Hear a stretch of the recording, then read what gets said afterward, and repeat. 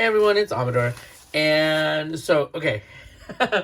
I'm cracking up. This is my plan B to this attempt of this project. So, if you guys have watched my jadeite haul where I added this beautiful piece, this candy dish, to my collection, I said that I bought these mints, these butter mints, and let me see.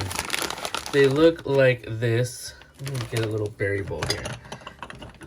I bought a bag of these butter mints so I can try and I was going to glue them together and I was going to glue them together and stack them so I can display my candy dish like this and with them showing, you know, not just like this. I don't know. It just hit me that I wanted to. Whatever. I'm crazy. So as a crafter, you end up doing these kind of weird things without any first attempt, without anything. So the point is, there is a pile of butter mints in the backyard, covered in acrylic, completely falling apart. Acrylic sealer, excuse me, in the backyard drying. I was like, at this point, I just walked away. So I hot glued them together, not even thinking. And then when I got out there and I was spraying with the adhesive, they just kind of like started separating. So the hot glue will not stick to these. So, and then I tried the tacky glue. I threw away my sample, and it was just dissolving the mints and whatnot. So I said, you know what? Let me just make them. And why butter mints? I don't know. I was looking for vintage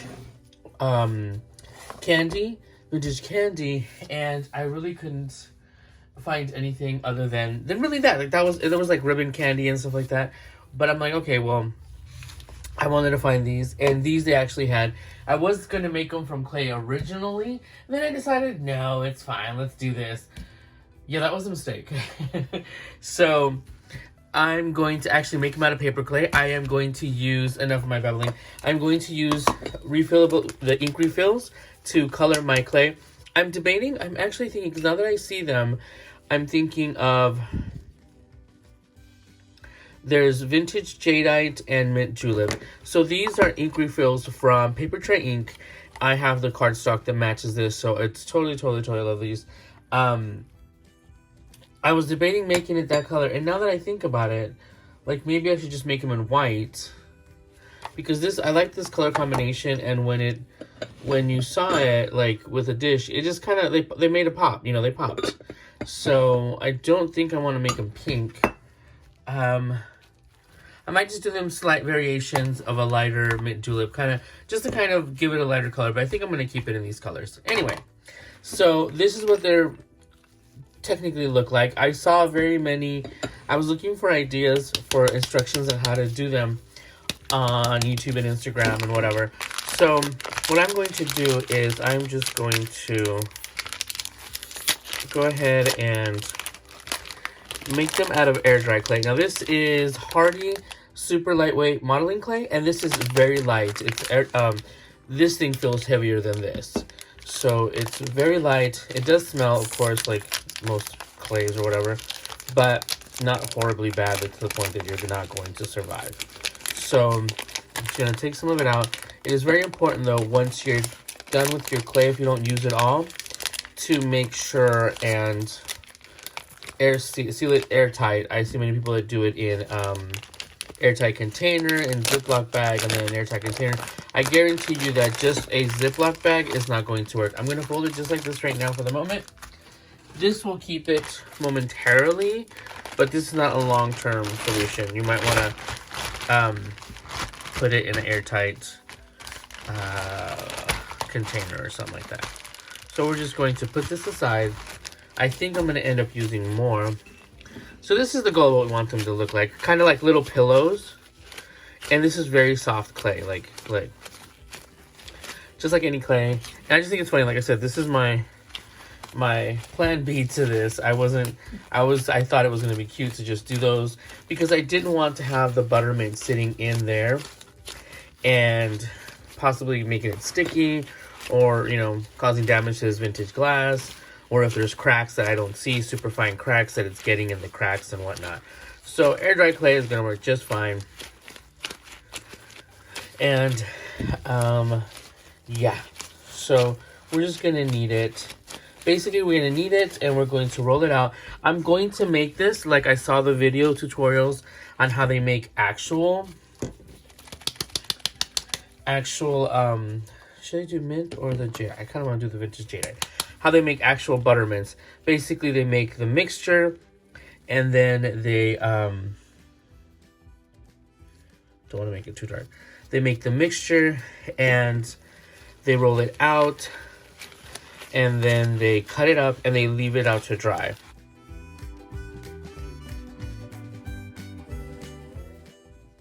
Okay, I don't want to end up using all of my ink refill, so I'm going to use this Faux paint.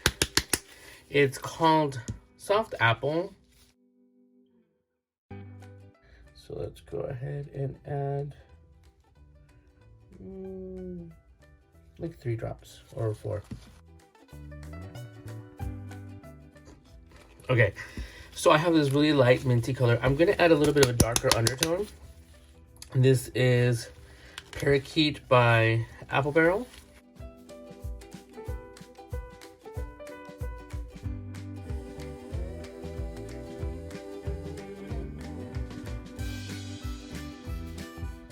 I want it greener, so I'm going to go ahead and add just Faux green. So now I'm going to take some, and what we're doing is we're going to roll it out so we can now make our actual mints. And I have this tray over here where I'm just going with wax paper or parchment paper, I have no idea what's on there, that I'm going to then dry it on. Let's see, we're going to, that's not gonna work. I'm trying to see what's gonna work better. That's just about the size that I want. And let me roll this other one. Ooh. They don't have to be 100% perfect, and that's just caught up in that. Let's see here. And as you're rolling out, you're just going to squeeze it. You can use a knife, you can use whatever you want to cut it. Let's see, we're going to start with that. So you want that kind of squished edge anyway. You don't want it to be completely perfect. I'm going to just now go ahead and cut them in 1/2 inch pieces, basically. So they look like little pillows. And then I'm gonna go back and squish them more into more of like the little rounded ones that you guys see here.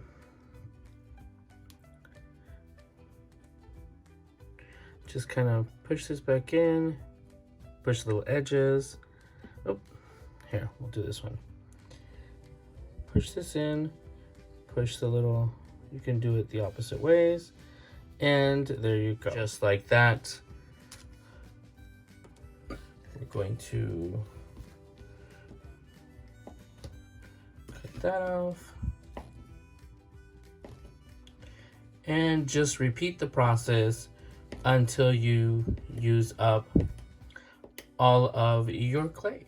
Okay, so after they started to dry, I didn't like the actual shape, so I figured out that this was a much better way to get the correct shape that I wanted. Instead of squishing the ends like I was originally, I went ahead and just rolled it on the mat with my 2 fingers. My fingers are basically resting on the areas that were cut. You're going to lay it landscape-wise and just roll it over in the areas that were cut. It rolls it perfectly, little pillow, and then just squish the ends together, and it is 100% times better. I know, it was crazy. I was playing with these things for quite some time to figure it out. So this works better and looks prettier too. Okay, so I decided that I felt it was just too much green. I'm going to add some white ones as well. So let's push this aside. But I want to add a little bit of, because if you notice this is white and these are the white ones, kind of like a tiny, tiny bit of creaminess to it because it has butter in it. So I'm going to add a little bit of this vintage white.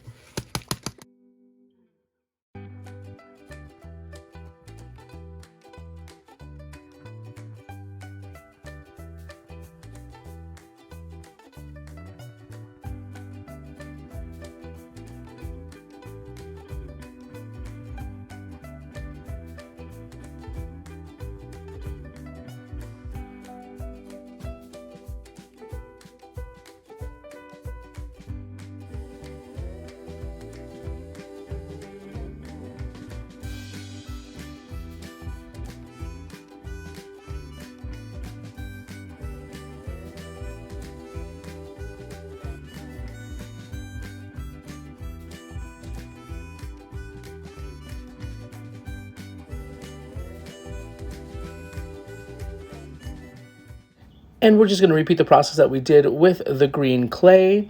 And we're going to go ahead and cut them into about 1/2 inch pieces. I'm using basically the mat as a guide to be able to get kind of evenly spaced pieces. And again, we're going to do the little rolling with the 2 fingers to over the, your fingers are basically laying over the cut edges. So it's rounds those out and then you just squish them in to get that perfect look. Okay, so late last night, I decided to make more, of the combination of colors that are here. Now, obviously, I went too dark on my pink, and my yellow, I realized I had made too much pink, and I meant to have like a part yellow. So I just added yellow to the pink clay, and I got this sweet little sorbet orange kind of peachy color. So you know what? I'm gonna go with it. So even though these are a little bit brighter, I think it'll go well. So let's go ahead and just add these. Oops, almost made a mess. And let's see here. Just go ahead and add these. And since I made so much more, I'm not going to have to worry. I'm not going to actually like glue them like I originally planned because I wasn't going to make that many. But I can't carry it away. So I let them dry overnight, and you can feel them when they dry. They feel soft because of this air dry clay. This hefty air dry clay is nice and very light, but they feel like dried marshmallows, but not dried crusty hard marshmallows. You know what I mean. So there we go. And I think, yep, I love it. I know this was a crazy project. Like I said, nobody asked, nobody thought, but I'm like, you know what, why not?